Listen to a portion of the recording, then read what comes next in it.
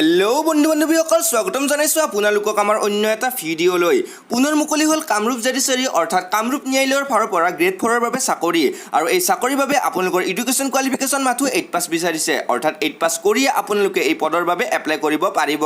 তো বলকচোন গ্ৰেড 4 কিনো চাকৰি মুকলি হ'ল আৰু এই চাকৰিৰ বাবে আপোনালোকৰ বয়স কিমান হ'ব লাগিব, চেলাৰী কিমান কৈ দিয়া হ'ব, লাষ্ট ডেট কেতিয়ালৈ থাকিব আৰু এই চাকৰিত এপ্লাই কৰাৰ বাবে আপোনালোকৰ ডকুমেণ্টছ কি লাগিব আদি সকলো তথ্য সম্পৰ্কে আজিৰ এই ভিডিঅ'ত আলোচনা কৰিম। গতিকে ভিডিঅ'টো স্কিপ নকৰাকৈ শেষলৈ চাই থাকিব আৰু আপোনালোকে অসমৰ লগতে ভাৰতৰ বিভিন্ন ঠাইৰ জব ৰিলেটেড খবৰ সকলোতকৈ আগতে পাবৰ বাবে আমাৰ চেনেলটো সাবস্ক্ৰাইব কৰি থব আৰু বেল আইকনটো বজাই দিব যাতে আপোনালোকে আমাৰ আহিবলগীয়া ভিডিঅ'ৰ নটিফিকেশ্যন পাই থাকে। তো বন্ধু-বান্ধৱীসকল আপোনালোকক ইতিমধ্যে জনাইছো যে আজিৰ চাকৰিটো প্ৰিন্সিপাল জাজ ফেমিলি কোৰ্ট 3 কামৰূপ মেট্ৰ' গুৱাহাটীৰ তৰফৰ পৰা মুকলি কৰা হৈছে। তো বলকচোন এতিয়া আমি অলপ ডিটেইলছত চাই লওঁ। সো ইয়াত নেম অফ পোষ্ট আছে ড্ৰাইভাৰ অৰ্থাৎ ড্ৰাইভাৰৰ বাবে পদ মুকলি কৰা হৈছে আৰু ইয়াত স্কেল অফ পে অৰ্থাৎ দৰমহা দিয়া হ'ব 14,000ৰ পৰা 70,000ৰ ভিতৰত আৰু লগতে ইয়াত গ্ৰেড পেও দিয়া হ'ব 5,200 টকা। তো এতিয়া আমি আলোচনা কৰিম এই চাকৰিৰ ইলিজিবিলিটিৰ বিষয়ে।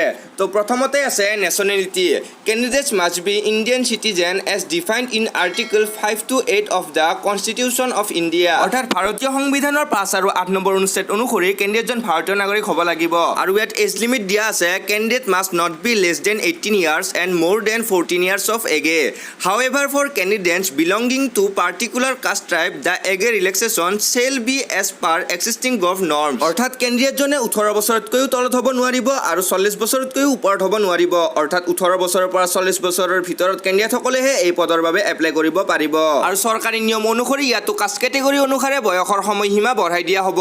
তো ইয়াৰে এডুকেশ্যন কোৱালিফিকেশ্যন অৰ্থাৎ শিক্ষাগত অৰ্হতাটো মই আপোনালোকক প্ৰথমতে জনাইছো যে এই পদৰ বাবে আপোনালোকৰ এডুকেশ্যন কোৱালিফিকেশ্যন মাথো 8 পাছ বিচাৰিছে আৰু ইয়াত প্ৰফেশ্যনেল কোৱালিফিকেশ্যন বিচাৰিছে should possess a valid LMV driving licence with minimum 3 years of experience অৰ্থাৎ LMV ড্ৰাইভিং লাইচেন্স থাকিব লাগিব আৰু গাড়ী চলোৱাৰ 3 বছৰীয়া এক্সপিৰিয়েন্স থাকিব লাগিব।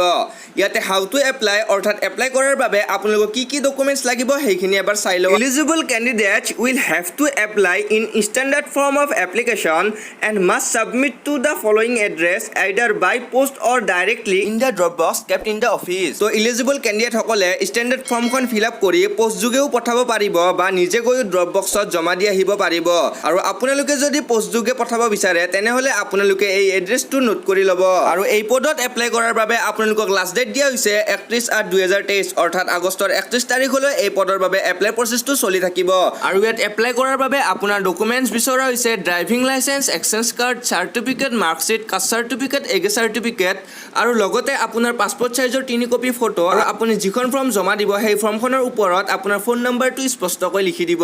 তো বন্ধু-বান্ধৱীসকল আশা কৰোঁ আজিৰ ভিডিঅ'টো নিশ্চয় আপোনালোকৰ কামত আহিছে আৰু আপোনালোকৰ বন্ধু-বান্ধৱীৰ সৈতে ভিডিঅ'টো শ্বেয়াৰ কৰিব আৰু এনেকুৱা জব ৰিলেটেড ভিডিঅ' সকলোতকৈ আগতে পাবৰ বাবে আমাৰ চেনেলটো ছাবস্ক্ৰাইব কৰি থ'ব।